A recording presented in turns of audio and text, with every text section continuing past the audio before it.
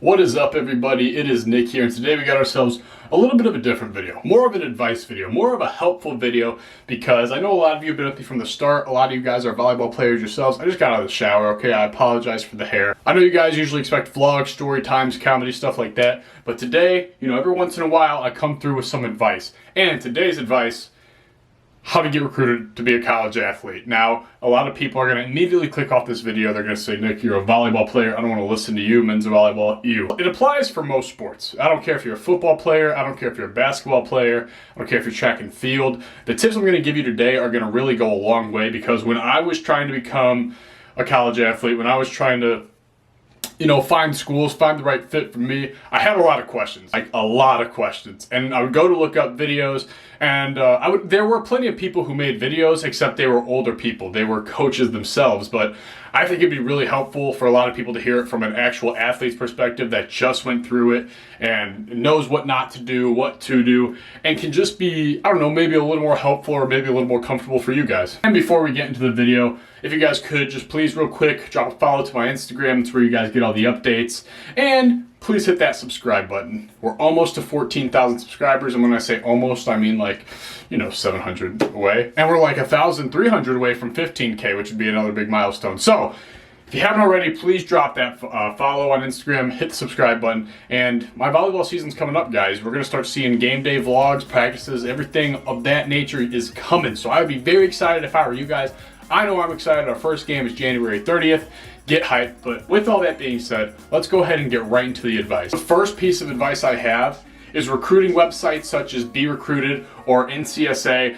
Those will help you, but they are absolutely not mandatory. I myself had an NCSA account, and it did help me, but not in the way that I thought it would. It more so helped me answer questions, and it helped me find schools that were what I was looking for. I took a quiz on the app, and it showed me the types of schools that were looking for players like me, players in my position, schools with openings, and that really did help. I did enjoy that, but the thing that really helped me was just answering questions. There was one person that is assigned to you that's there to answer all your questions, and so that was nice. But on the other hand, you can do everything NCSA does yourself if you're willing to put in the time. It's not going to be a make or break thing. It definitely will help you, but like I said, it's not mandatory. You yourself can look up colleges that interest you. You can look at the type of schools you like, do quizzes, do your research on your own and find out those things. That's fantastic.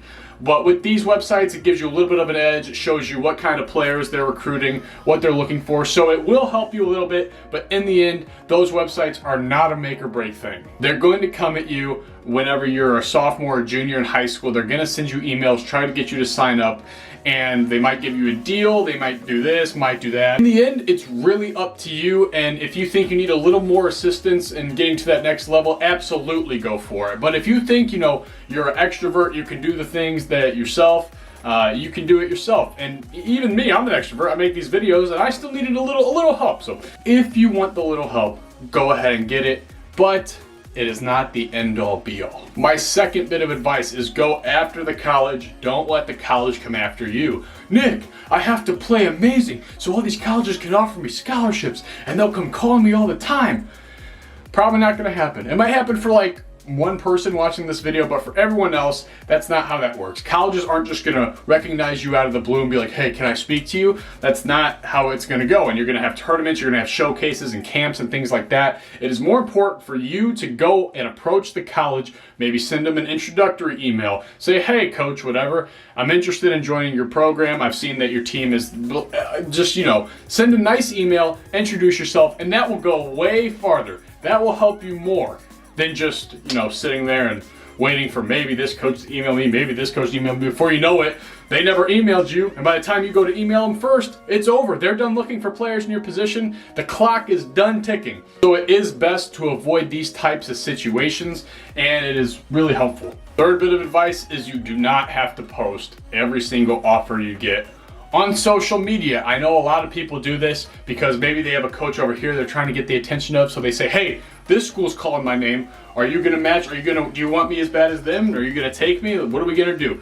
You don't have to do that, okay? You can email coaches. They might ask you, oh, what other schools are you talking to? You can go ahead and respond and tell them, hey, I'm talking to so-and-so, but I'm still really open to joining your program. I'm really excited. You know, I would love to come take a visit, look at the campus, compare it, weigh my options. Coaches are very understanding. I know in high school, coaches, like for me, I was like, college coaches seem scary. I was kind of nervous to send emails and things like that. But what you learn over time is like, coaches are chill.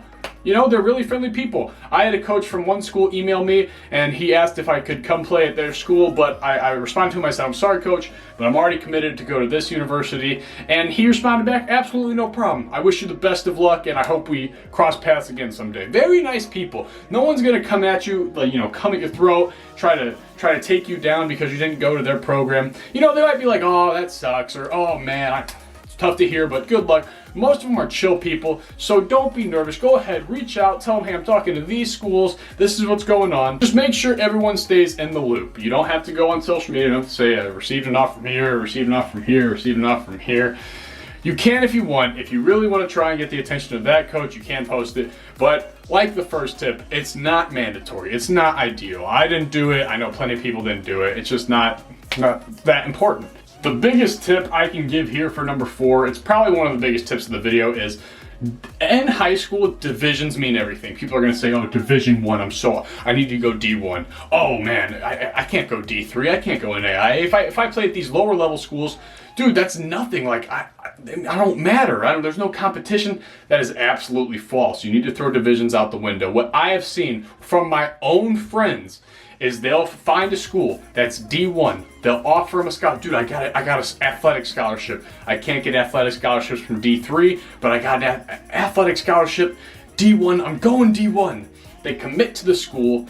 They get there. They absolutely hate it. They find out that their athletic money actually is less than the academic money they would have gotten at D3 schools, and they think to themselves, wow, I really came all this way.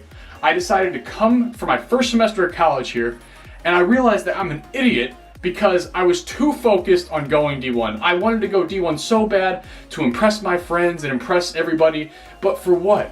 For what? I'm D3. I'm a D3 athlete, guys, and I have no problem with that. And no one should. I enjoy the D3. I enjoy, I got a great academic scholarship. I'm going to a great school. And from my own friends, and this is big in the volleyball community, this is huge because a lot of people, D1 and D2 are put together. So it's basically D1, D2, and D3, and people think that there's this huge divide. Now, some D3 schools could beat those D2 schools, but many people get caught up in saying, I'm a D1 athlete, I'm gonna go here. They end up absolutely hating it, and they realize, what a mistake I just made. I should have weighed all the options. And a lot of people, they throw D3 schools out the window. They don't even talk to D3 schools.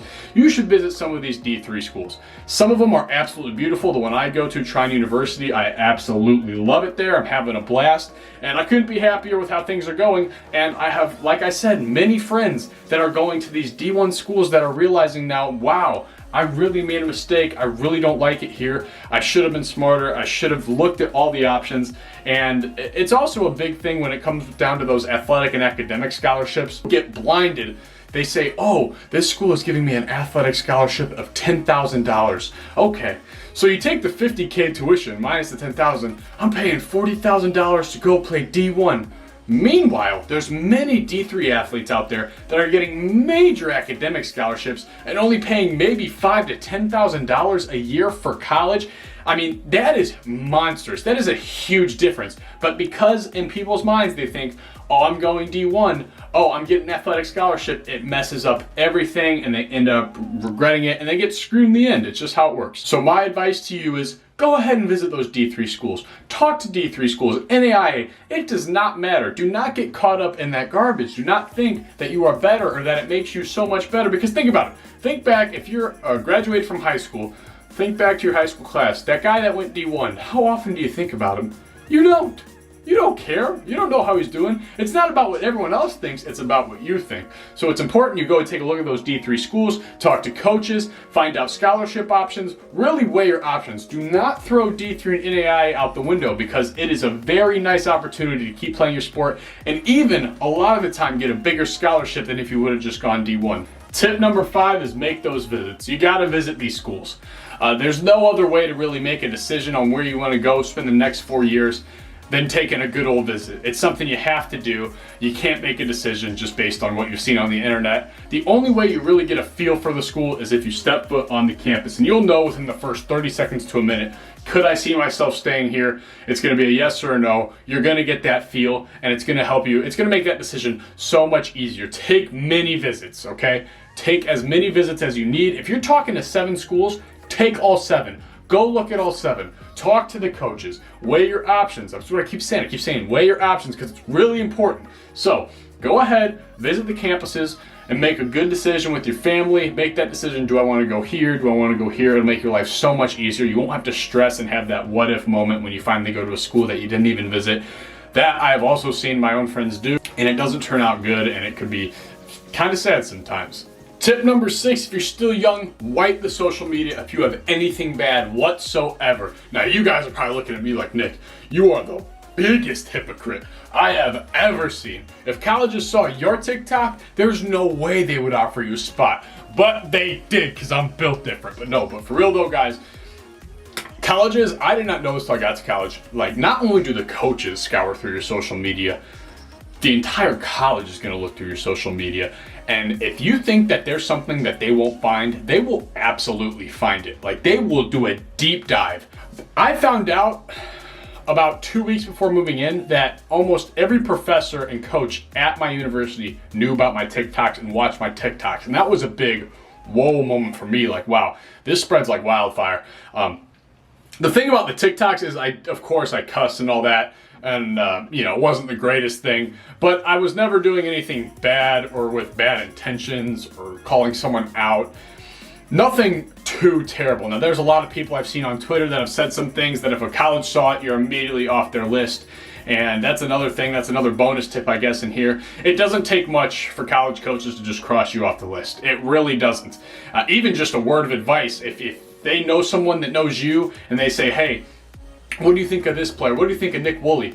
And the person you know tells the coach, ooh, he's got kind of an attitude problem. That's all it takes. That's all it takes. They're done talking to you. You are off their recruiting list. It is bad. So if you have a bad attitude, you need to clean it up. You got to clean up the act. And if you have something bad on social media, and I'm not talking like, if you're making funny videos like me or things like that are just out of fun and stuff, that's one thing. But if there's hate or, you all know what I'm talking about. If you got that kind of stuff on your social media, get rid of it now while you can and just create another social media. Delete that account if you can, because I'm telling you guys, colleges and college coaches are going to go from top to bottom in your social media. They will know what you're up to.